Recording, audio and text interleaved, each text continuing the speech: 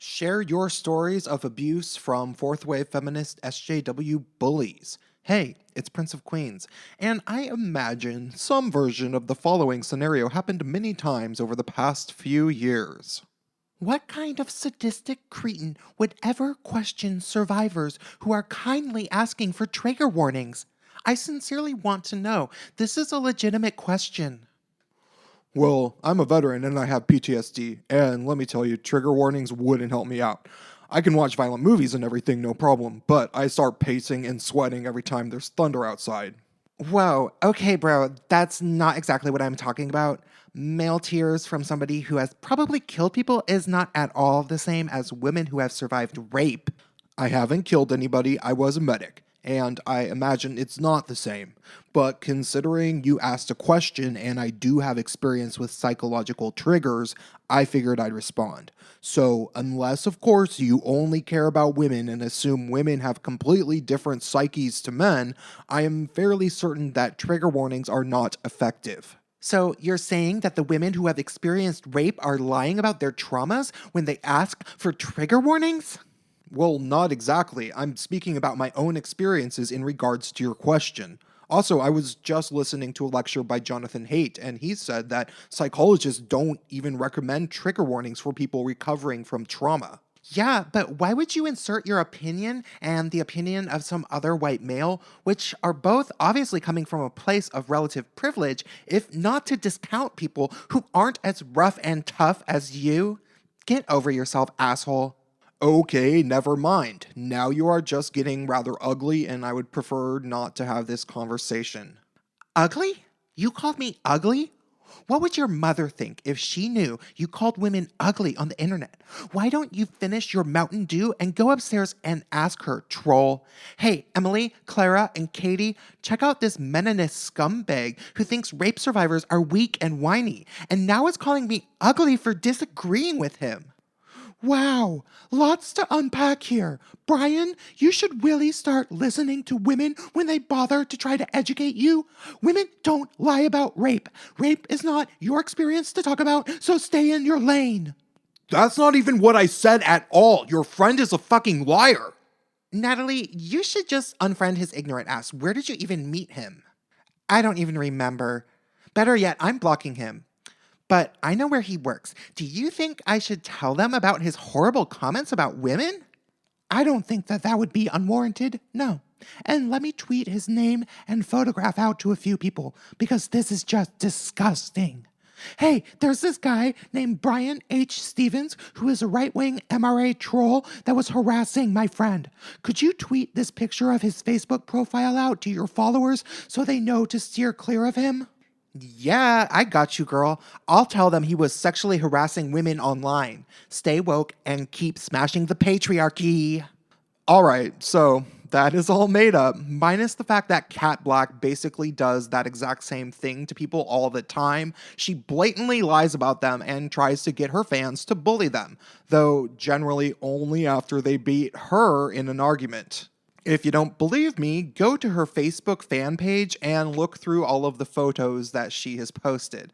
You'll find several which are clearly just designed to smear and bully individuals she's had online arguments with. Now, this particular example I used to illustrate this sounds like it was extreme, and I will admit that I made it escalate rather rapidly because I wasn't going to sit here and bore everybody with a long, drawn-out, and more accurate version of unfolding online events.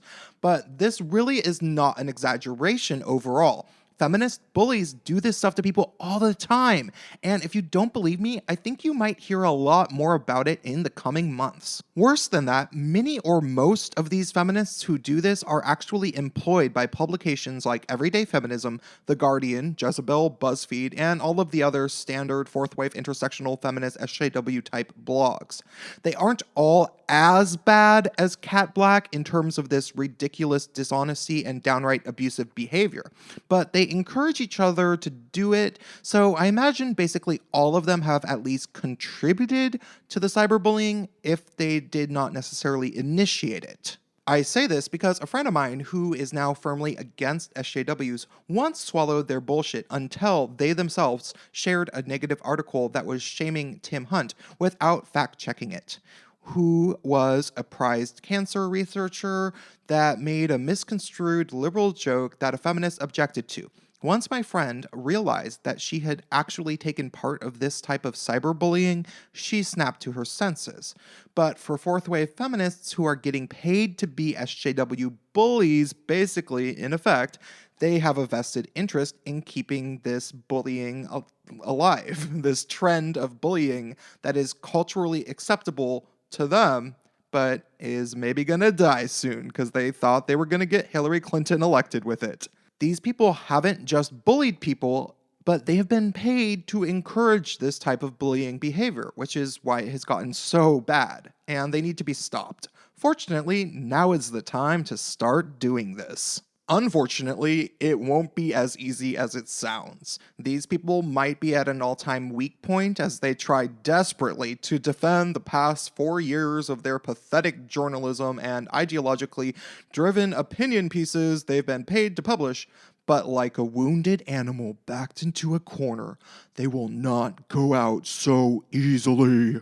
Over the past week, as their world has crashed around them, I am noticing that they are mostly doubling down and continuing to blame everybody but their own failed ideology for Trump's win. The only SJW that I have seen with any amount of introspection has been that annoying queen from Seriously TV, Dylan something, I think, who actually made a decent video about liberal elitism, which you should check out. It's kind of not that bad. Still, most of them are doing like Lindy West does in this article here, claiming that it's a bunch of mean men who are responsible for all of this in so many words.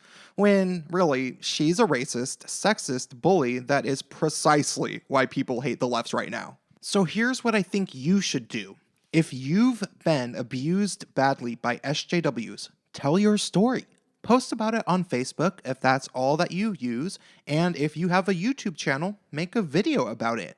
If you don't have a YouTube channel, consider starting one, because it's a great way for people to get real human emotions out to a wide audience. Tell everybody exactly what happened, and if the person works as a writer or in media in some way, tell exactly who they are and what publications or channels they have been associated with. I debated whether or not to ask people to do such a thing because I am generally against potentially messing with somebody's employment based on online arguments. However, I decided people should say exactly who these bullies are if they work in media.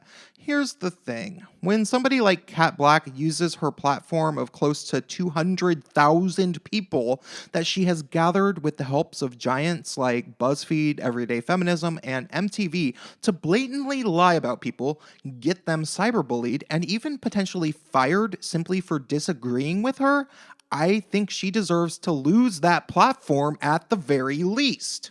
I'm definitely not saying to become a YouTube hero or anything and start flagging videos. I don't want these people censored. I just want people to share their stories. You can always share your story, and people can decide what they want to do as a result of your story. As for Kat Black and the people that promoted her, perhaps even the people who provided her with this platform by promoting her videos deserve to go out of business entirely. So please, start sharing your stories. Now is the time, and you always have the right to your own stories. The crooked media outlets that have been pushing this narrative are at an all-time weak point anyway, so the likelihood that they can do anything to you is rather slim. And if enough individuals share their stories, how can they stop us all? Don't threaten anybody. Don't share email addresses. Don't share phone numbers or any other personal information about these people. Don't even call them any names. Simply say what happened and let the story speak for itself.